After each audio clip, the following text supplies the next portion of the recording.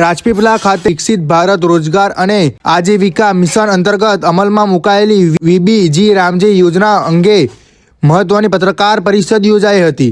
કમલમ રાજપીપળા ખાતે આયોજિત પત્રકાર પરિષદમાં રાજ્ય સરકારના મંત્રી ઈશ્વરસિંહ પટેલ, ભરૂચના સાંસદ મનસુખ વસાવા તેમજ ધારાસભ્ય ડોક્ટર દર્શનાબેન દેશમુખ સહિત ભાજપના આગેવાનો ઉપસ્થિત રહ્યા હતા. યોજનાના અમલમાં તેના લાભોની વિગત પત્રકારોને આપવામાં આવી હતી. દર્શક મિત્રો, આપ જોઈ રહ્યા છો સરદારનો અવાજ. વિકસિત ભારતના સંકલ્પને સાકાર કરવા માટે કેન્દ્ર અને રાજ્ય સરકાર દ્વારા સતત નવી યોજનાઓના અમલમાં મુકાઈ રહી છે. તેના ભાગરૂપે વીબીજી રામજી યોજના અંતર્ગત ગ્રામ્ય અને શહેરી વિસ્તારોમાં રોજગાર અને આજીવિકાના નવા અવસરો ઊભા કરવામાં આવશે.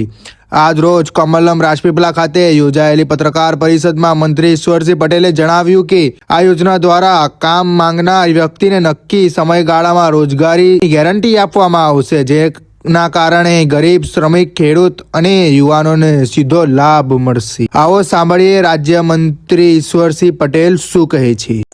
આદરણીય પ્રધાનમંત્રી શ્રી નરેન્દ્ર મોદી સાહેબના નેતૃત્વમાં સંસદના બંને ગૃહોની અંદર વિકસિત ભારત રોજગાર અને આજીવિકા મિશન ગ્રામીણ વીબીજી રામજી અધિનિયમ 2025ને જે મંજૂરી આપવામાં આવી છે, એના અંતર્ગત આજે અહીંયા ભરૂચના સાંસદ સભ્ય શ્રી મનસુખભાઈ વસાવાજી, જિલ્લા પંચાયતના પ્રમુખ શ્રી ભીમસિંહભાઈ, અમારા ધારાસભ્ય બેન શ્રી દર્શનાબેન, પૂર્વ મંત્રીશ્રીઓ શ્રી હર્ષદભાઈ, સબદુભાઈ, અહીંયા સૌ ભારતીય પાર્ટીના પ્રમુખ શ્રી અમારા નીલભાઈ, જે અધિનિયમ જે અગાઉ 2005માં જે મનરેગા નામથી જે યોજના ચાલતી હતી, એના અંદર માત્ર માટીકામ, તળાવ ઊંડા કરવાની કામગીરી અને રસ્તા માટેની મજૂરી વર્ગ માટેનું કામ હતું. પરંતુ 20 વર્ષ થયા, સ્વાભાવિક છે કે યોજનાઓને કઈ રીતના કરી શકાય. એ જોવે છે કે જે તે વખતે 2011-12ની વાત કરતા 25.7% ગરીબી હતી.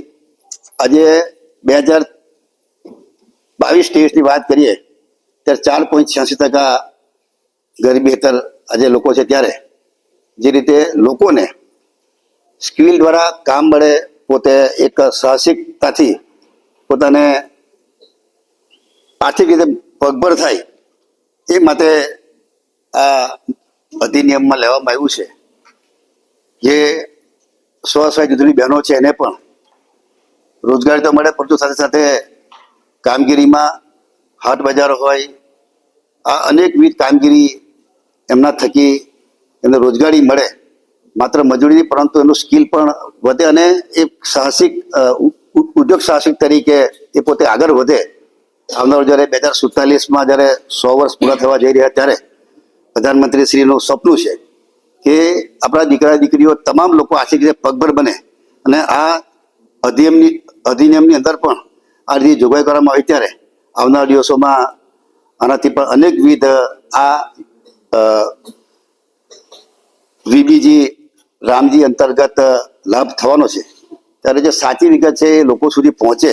અને કોંગ્રેસ જે ભ્રમ પચાવી રહી છે કે જે એમના વખતની અંદર જે યોજનાઓ ચાલતી તેમાં ભ્રષ્ટાચાર થતો હતો, ત્યારે આજે જોવે છે કે અહીંયા જે કામગીરી છે એ ગ્રામ પંચાયત અને ગ્રામ સભા થકી પોતાના ગામના પર જે કામો હશે તે ગામના કામો, જે પ્રાયોરિટીવાળા કામો છે, લઈ શકાવાના છે. આવા અનેક જે નવા સુધારા જે કર્યા છે, એમાં આવનારા દિવસોમાં ગામડાઓ પણ આર્થિક રીતે પગભર થનાર છે.